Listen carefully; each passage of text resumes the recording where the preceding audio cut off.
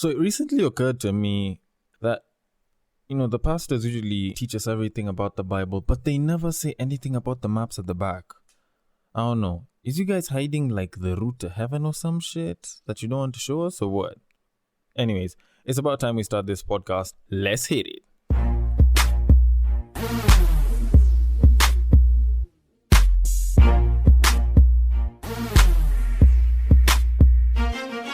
Welcome to Break Time on West Side, your number one break time podcast show, coming to you live from Nairobi, Kenya. The man on the mic is Denver B, and this is Last Week Was Fucked, because let's be honest, with all the shit that's happening in the West, it actually is. Now, before I kick it off, I need to start this on a very good note. It is a very special day for a very special someone. It is none other than Sir Denver B's birthday.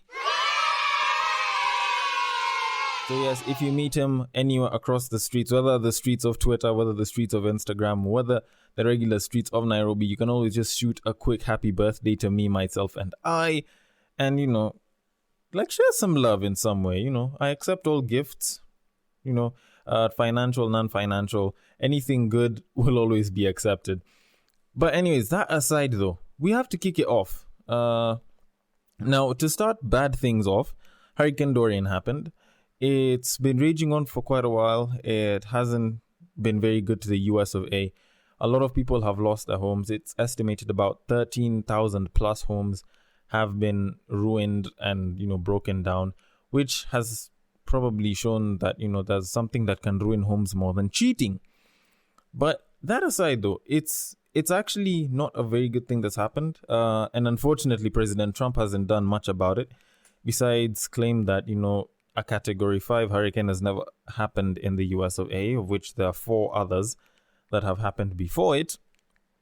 But, that aside, though, it does show that the president actually does care about something, and it's not hurricanes. It's clearly something else. So, fortunately, there have been a lot of relief funds that have been started up for the people who have suffered the disaster of Hurricane Dorian. So if you would like to donate, you can always donate to the International Red Cross. There's the Global Disaster Relief Foundation, and so on. You can find a lot of them online, and trust me, a lot of these places will try and do their best to help the people of Hurricane Dorian, which is a very, very good thing, because it's a natural disaster. It's not something that's entirely man-made. Obviously there are conspiracy theorists that say, nature is fighting back at us.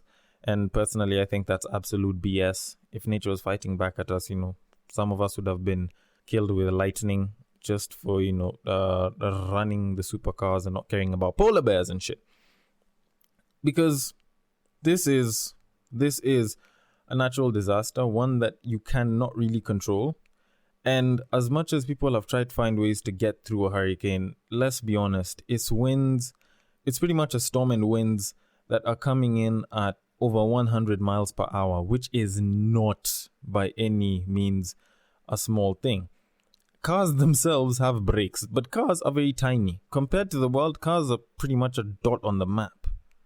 Actually, they're not even that big of a dot. These are gigantic winds, so there's not much of a way to help the situation. But when you look at it, this is America that we're talking about. So they have some very powerful allies. They have some very powerful leadership. So what was the president saying when they were being asked about it? He was like, what? How about we drop a nuke? And I don't think he understood how nukes work, because there's nuclear fallout after that, and the winds would spread it even further, meaning that he could end up even ripping away the most of the earth from it being habitable. I don't know how that works, but I'm presuming that he probably has bunkers for that, and he probably doesn't give two shits, so he wouldn't really know how to get past that bit. Luckily, the people that he was trying to get advice from or consult with on the whole matter at least said, we'll look into it, which is, layman's for, by the you're daft, we can't try this option out with you. I wonder if he gets that a lot, though. Now, moving it on, though, to the UK. Now, Boris Johnson, I once spoke about him. He's a very interesting man. He's Trump's UK counterpart. He's a clone of Trump from London, judging by the hair and how he talks quite a bit. He has been in office for about 46 days, give or take. Actually, if my math is right, it should be exactly 46 days today. And this guy has lost all support. All of his party people have defected to the other party. And that is with regards to Brexit. This guy had been trying to sell on people the whole idea of, I will make Brexit happen once I get into power, blah, blah, blah. And this guy becomes prime minister 46 days in, and everyone is like, nope, we can't handle you. And if you've seen the parliament proceedings from when he was busy losing all his support, you would see why. Like, this guy went up, called someone a chicken all of a sudden, and it was just going back and forth. And from the Scottish to all other people from different parties, Labour Party and so on, pretty much defected to the other side. They got tired of this guy. They got tired of his insults. And I feel as though the rest of UK is just look at it as, this Brexit thing, it's not going to happen.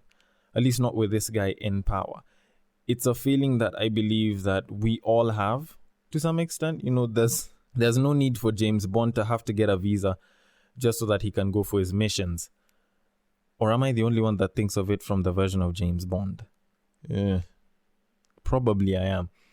Because, the Brexit thing has been unsolvable. This is the third prime minister it's taking down with it. And at this rate, I'm wondering if the Queen is one who will just step in and be like, you know what? Brexit must continue. We must take it forward, and you guys have to find a way to make it happen. Please. And then she can walk away. That's, I think, the only way that this whole Brexit thing can be solved at this rate. Because David Cameron, the woman that happened before Boris Johnson and then Boris Johnson, like, it's really taken out a lot in the name of leadership of the UK. But, it's unfortunate for them. You don't sell people on the whole idea of getting Brexit done, and yet you don't know the full situation on the ground and expect to survive the other side. Although, now, we need to bring it back home. Now, Saturday evening on Citizen TV, for those of you that are in Kenya and watch, also people from around the region that actually do watch Citizen TV. Goodness, what is my mouth? There was this whole after news feature that happened. It was more of like a simple talk between a couple of, young people, some who are in campus and some who are working. It was based on an article that was done by a certain individual, and the article was more of, are broke men worthy of dating? Which brought out some of the best stories ever, at least from Twitter, that is. It was this whole question regarding, if you're a broke guy, can you date someone? Can you take people out on dates? Are you able to actually continue on and have a nice, healthy relationship, even though you don't have money?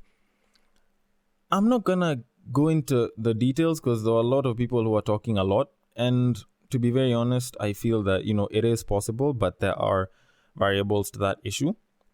There was this one specific shorty, like there was this specific campus girl that was just going off.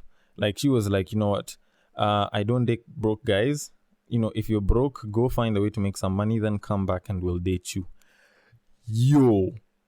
Like, considering that you're a national TV and you're actually saying that, like, say that when you're with a bunch of your friends, like, that's fine. Like, no one will ever blame you for that. But she said this on national TV. So I'm like, yo, that's pretty ballsy. And clearly she did not know the full extent of her actions, especially with the way she was looking and all, because Twitter went mad. Like, I kid you not, Twitter went mad. I just recently rejoined Twitter. Yeah, for the sake of this podcast, because it ain't gonna market itself. But yo, Twitter went mad. Like, the streets of Twitter are mean though. Everyone was attacking her hair. And for those of you that might not know what her hair looked like, just go to the Citizen TV Kenya's Twitter page and look through the pic of her and what she said. Like, and they showed her picture. I think these guys actually knew that it would trend to some extent, or at least it would attract some buzz. people went all off on her hair. They were talking about how, like that shit looks like, a porcupine. It looks like it was just blow dried before she walked on set. She don't even look like she was shit. Like, people went all off on her. And I'll be very honest. If someone was to ask me about, like, is it okay to date a broke guy? I'll be like, it depends on the kind of broke guy you're dating. If you're dating a broke guy who has, shit moving for him, it's just that he doesn't have the cash at the moment, fine, like, that makes sense. Like, if he has some vision, if he has some purpose, if he has some drive and he's trying to do something to get out of broke situation, then fine, date the guy, move with the guy. Like, this guy probably will appreciate you the more for it. The likes of Kendrick, J. Cole, it's not like they started out rich, but like the people they've been with them for years. But now, if you're dating a broke person, or at least if you want to date a broke person and they're not doing anything about the broke situation, by the way, as the guy over here, if you're a fine woman and you're doing that, by the way, do it. It'll make taking you from your boyfriend a lot easier. Except that I'm not much of the, going and stealing another man's woman type of guy. It's too much work, to be honest. So I'd say, you know what? No, don't bother with that. Like, let the person at least try and grow themselves. Like, let them at least have a passion to improve their current condition. That's the only way I can say, you know what? Go be with someone, because, y'all are gonna grow together. But then again, this is casual dating. So alternatively, just go smash a bunch of people, whether they're broke or not. It's the dick you're looking for, right? Anyways, it's about time you guys get back to work. Always put that process in that progress, or be the prevention. It has been me, Sir Denver B, on Break Time on West Side. Make sure you guys drop a quick happy birthday if you get the chance. If you guys want to throw some feedback, it is on our IG at BreakTime_Westside. I will see you guys later.